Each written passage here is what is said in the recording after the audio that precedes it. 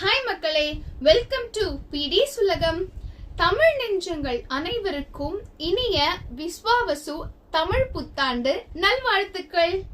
அது என்ன விஸ்வாவசு அப்படின்னு தானே யோசிக்கிறீங்க. நாம குரோதி அப்படிங்கிற வருடத்திலிருந்து விஸ்வாவசு அப்படிங்கிற புது தமிழ் வருடத்திற்கு தான் வந்திருக்கோம். இந்த ஆண்டிற்கு பெயர் வைக்கும் முறை, அப்புறம் இந்த பெயர்கள் மொத்தம் எத்தனை, இந்த பெயர்கள் எப்போயிலிருந்து யாரால் எங்கு கொண்டு வரப்பட்டது அப்படிங்கிற கதை உங்களுக்கு தெரியுமா? தெரியாதவங்க தெரிஞ்சுக்கோங்க. முன்னொரு காலத்தில் ஒரு நாள் நாராயணர் கிட்ட நாரதர், நாராயணா, உங்களுடைய மாயைகள் யார்கிட்ட வேண்டுமானாலும் பலிக்கலாம், ஆனா என்கிட்ட அது பலிக்காது அப்படின்னு கொஞ்சம் கர்வமாவே பேசுறாரு. அப்போ நாராயணர், அப்படியா நாரதா, அந்த குளம் தெரியுது இல்லையா, அந்த நீர்ல போய் ஒரு வாட்டி நீராடி விட்டு வா அப்படின்னு சொல்றாரு. அதை கேட்ட நாரதரும் அதில் நீராடி விட்டு எழும்பொழுது தன்னுடைய கடந்த காலத்தை மொத்தமா மறந்துடுறாரு.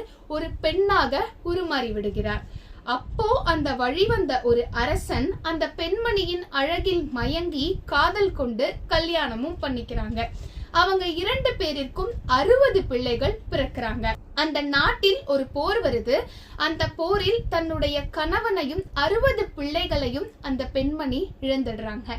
ரொம்பவே கவலையும் படுறாங்க. என்ன நாராயணா, எனக்குன்னு யாருமே இல்ல, மொத்தமா எல்லாரும் என்னை விட்டு போயிட்டாங்க, என்னுடைய வாழ்க்கை இதற்கப்புறம் என்ன ஆகும்னு கலங்கிட்டு இருக்கிறப்பதான் நாராயணர் அந்த பெண்மணியின் முன் தோன்றி, என்ன நாரதா, இன்னும் என் மாயையிலிருந்து வெளியே வரலையா, கடந்த காலம் நினைவுக்கு வரலையா அப்படின்னு கேட்கும் பொழுதுதான் அந்த பெண்மணி தான் ஒரு பெண்மணி அல்ல, நாரதரா இருந்திருக்கோம் அப்படிங்கன்றதே உணர்றாங்க. நாராயணா, உன்னுடைய மாயையிலிருந்து நான் மட்டுமல்ல, யாருமே தப்பிக்க முடியாது அப்படிங்கிறத நாரதர் புரிஞ்சுக்கிறாரு. என்னதான் மாயையா இருந்தாலும் நான் பெண்ணாக இருக்கும் பொழுது தாயானேன் 60 பிள்ளைகளுக்கு, அதுவும் 60 பிள்ளைகளை இழந்து விட்டேன், அந்த 60 பிள்ளைகளுக்கு ஏதாவது செய்யணும் அப்படின்னு நாரதர் சொல்றாரு. கவலைப்படாதே நாரதா, இனி வரும் மக்கள் தாங்கள் இருக்கக்கூடிய ஒரு ஆண்டிற்கும் ஒரு புது பெயர்கள் வைப்பாங்க. அந்த ஆண்டை அந்த பெயர் கொண்டே அழைப்பாங்க. அது உன்னுடைய பிள்ளைகளின் பெயராகத்தான் இருக்கும் அப்படின்னு சொல்றாரு. அன்றைய தினத்திலிருந்து தான் அந்த 60 பிள்ளைகளின் பெயர்களையும் நாம் ஒரு தமிழாண்டிற்கும் ஒரு பெயர்களாய் பயன்படுத்திட்டு வரோம். அதில் இருக்கக்கூடிய ஒரு பெயர் தான் இந்த விஸ்வாவசு.